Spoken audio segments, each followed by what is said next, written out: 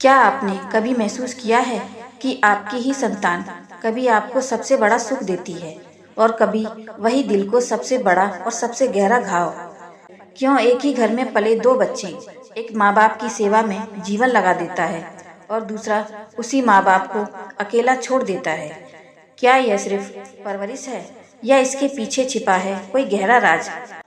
कर्म और पुनर्जन्म का अटल सत्य। आज जो सत्य मैं बताने जा रही हूँ वो शायद आपकी सोच बदल दे। दोस्तों, इस संसार में कोई भी रिश्ता संयोग से नहीं होता। हर रिश्ता एक अधूरी कहानी है। हर संतान एक लौटती हुई आत्मा है। हम अक्सर सोचते हैं, मैंने अपने बच्चों के लिए सब कुछ किया, फिर बदले में यह दर्द क्यों? लेकिन सच्चाई यह है कि जीवन सिर्फ इस जन्म की कहानी नहीं है।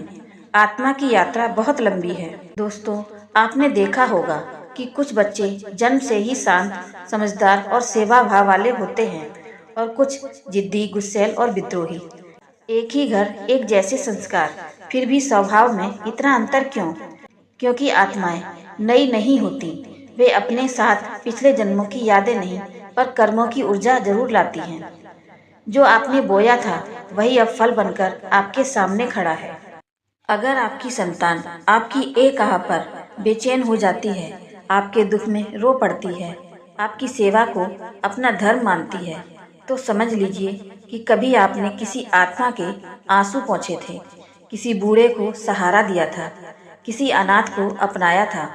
वही आत्मा आज लौटकर आई है आपका कर्ज चुकाने। और अगर आपकी ही संतान आपको अपमान दे, आपकी बात ना माने, आपको तन्हा छोड़ दे, तो क्या भगवान अन्यायी है? नहीं। कहीं ऐसा तो नहीं कि किसी जन्म में आपने भी किसी बूढ़े दिल को रुलाया था, किसी माँ बाप को तड़पाया था। आज पात्र बदल गए हैं, पर कहानी वही है। यही है कर्म का न्याय। दोस्तों, रिश्ते शरीर से नहीं, आत्मा से बनते हैं। आज जो बेटा है वह कभी पिता रहा होगा। आज जो माँ है वह कभी बहन रही होगी। आत्माएं बार बार लौटती हैं जब तक हिसाब पूरा ना हो जाए। क्या आपने सोचा है क्यों मिलता है अपनों से धोखा? क्यों सबसे ज्यादा चोट अपने ही देते हैं? क्योंकि अजनबी सिर्फ मौका देखते हैं, अपने दिल जानते हैं।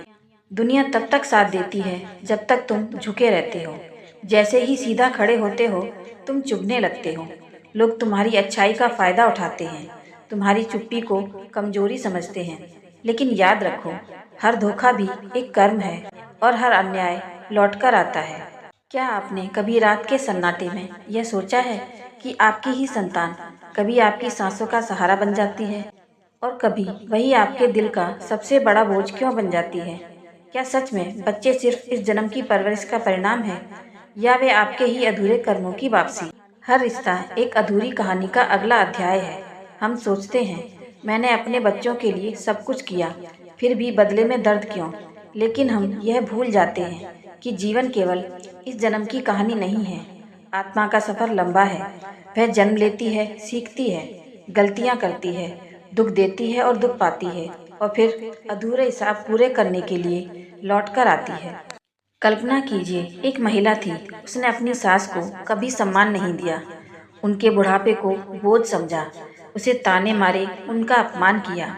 समय बीता, वह खुद माँ बनी, बच्चों के लिए सब कुछ किया, दिन रात मेहनत की। लेकिन जब वही माँ बूढ़ी हुई तो उसकी संतान ने उसे अनदेखा करना शुरू कर दिया, उसकी बातों का मजाक उड़ाया, उसे अकेला छोड़ दिया।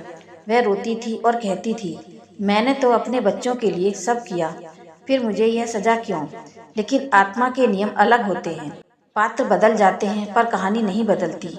जो दर्द उसने कभी दिया था वही दर्द अब लौट आया। जो दर्द उसने कभी दिया था वही दर्द अब लौट आया।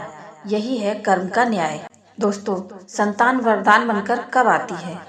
जब एक व्यक्ति जिसने जीवन भर सेवा की, कभी किसी बूढ़े को सहारा दिया, कभी किसी अनाथ को अपनाया, बिना स्वार्थ सेवा की, मदद की, समय बदला, उसके घर एक संतान ने जन्म लिया।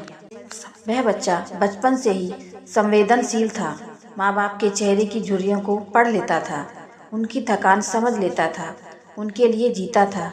वह आत्मा नई नहीं थी, वह वही आत्मा थी जिसे कभी प्रेम मिला था और अब वह प्रेम लौटाने आई थी।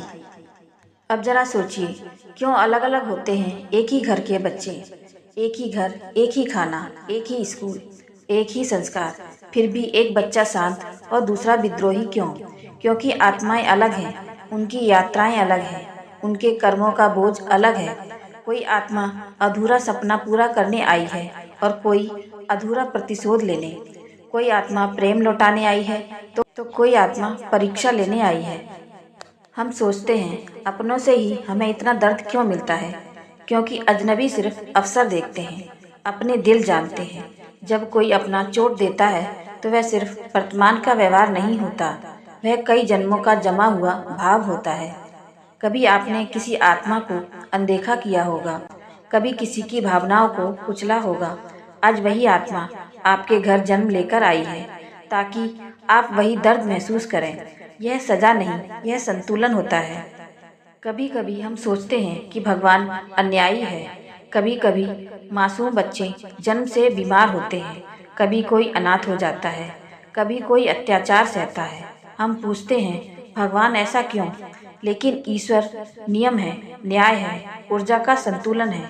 जो ऊर्जा हम ब्रह्मांड में भेजते हैं वही किसी न किसी रूप में लौटती है। समय बदल सकता है, जन्म बदल सकता है, लेकिन कर्म का लेखा नहीं बदलता।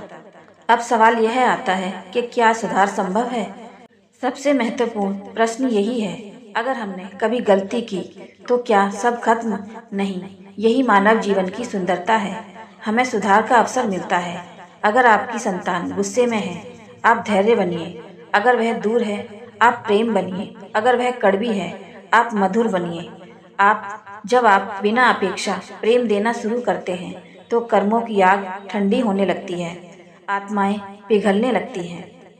रिश्तों को लेन देन मत बनाइए, उन्हें सेवा बनाइए। मैंने इतना किया, उसने क्या किया, यह सोच ही बंधन है। जब आप यह समझ जाते हैं कि यह आत्मा आपके घर सिर्फ सेवा करने नहीं आई, बल्कि अधूरी कहानी पूरा करने आई है, तब शिकायतें खत्म हो जाती हैं और वहीं से शुरू होती है मुक्ति। आपकी संतान कोई दुर्घटना नहीं, वह आपके कर्मों की प्रतिध्वनि है। उनका व्यवहार आपका लिखा हुआ अतीत है और उनका भविष्य आपके आज के कर्मों पर निर्भर है। अगर आज आपने प्रेम बोया तो कल प्रेम लौटाएगा। अगर आज आपने क्षमा बोई तो कल शांति लौटेगी। अगर आज आपने सेवा बोई तो अगली बार जब आत्माएं लौटेंगी तो वह प्रतिशोध लेकर नहीं, आभार लेकर लौटेंगी। अब जब अगली बार आप अपनी संतान की आंखों में देखें तो सिर्फ एक बच्चा मत देखिए, एक आत्मा देखिए, एक यात्रा देखिए, एक अधूरी कहानी देखिए। और फिर अपने दिल से पूछिए, क्या मैं इस कहानी को प्रेम से पूरा कर सकता हूँ? अगर जवाब हाँ है तो समझ लीजिए आपने अपने कर्मों की दिशा बदल दी है। याद रखो, कर्म का न्याय देर से होता है लेकिन अधूरा नहीं। तो निर्णय तुम्हारे हाथ में है। क्या तुम अपने बच्चों को वरदान बनाओगे या कर्मों का बोझ? क्योंकि अंत में सच सिर्फ इतना है, मेरी संतान ही मेरा कर्म है और अब मेरा कर्म प्रेम है। अगर आज की बातें आपके दिल तक पहुंची हों, आपके दिल के किसी कोने को छुआ हो, तो इसे अपने तक सीमित ना रखें। अपने दोस्तों और परिवार वालों के साथ शेयर करें और कमेंट में लिखें, मेरी संतान ही मेरा कर्म है और अब मेरा कर्म प्रेम है। आप सुन रहे थे द डिवाइन स्केल। मिलते हैं अगली वीडियो में एक नए रहस्य और नई कहानी के साथ। हर हर महादेव।